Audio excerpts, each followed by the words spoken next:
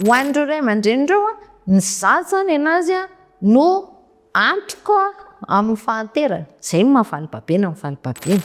De miteraka maromaro izy a mba hisy vitsivitsy ihany araka zay le izy. Fa fijery tsy mitovy mihitsy atsika. Tokony mba manao kajy le ray aman-dreny a hoe zay zaza velona no ateraka.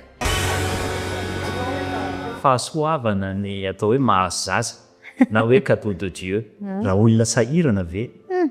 Tena tolo-janahary marina ve? Tao anatin'izay 20 taona izay a, niezaka izay nanazava manolotra maimaim-poana fampiofanana momba fanabeazana aizana. Fa tena lazaiko anao a fa hatreto aloha tena afaka miteny hoe tsy tafita le hafatra. Tokony mba manao kajy le ray aman-dreny a hoe zay zaza velona no ateraka.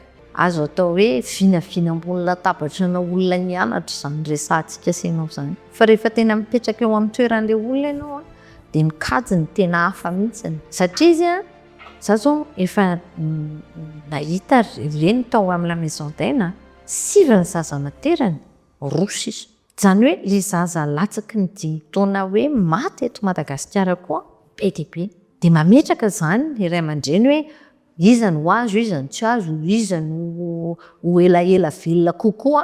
Dia miteraka maromaro izy a mba hisy vitsivitsy ihany araka. Dia zao ho an'ireo ray aman-dreny ireo a ny zaza zany anazy a no antoka amin'ny fahanterana. Zay no mahavaly babeny amin'ny valibabeny.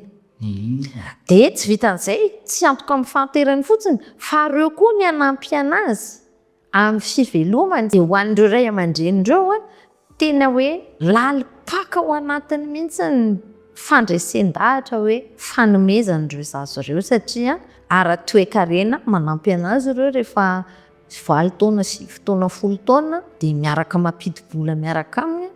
Dia rehefa lehibe ireo a dia mitady ihany koa izay ivelohany fa tsy maintsy manampy ny ray aman-dreny rehefa avy eo. Dikan'izany hoe ireo zaza ireo ny antoky ny ho avy. Zay le izy. Fa fijery tsy mitovy mihitsy ny atsika. Dia ohatran'izay ny ankamaroany zareo. Zay ny ankamaroany na ny olona any ambanivohitra aloha tena zay fomba fisainany dia niezaka izay hoe nanova fa tena hoe ampanetretena fa aloha tsy navita. Ny zavatra hitako indray kosa ny aloha ny ankizy rehetrarehetra izay miteraka avy ao amin'ny la maison d'aine, ilay ankizy nitaizanay, ny vavy a tsisy maro anak'izany, tsotra amin'ny mamany.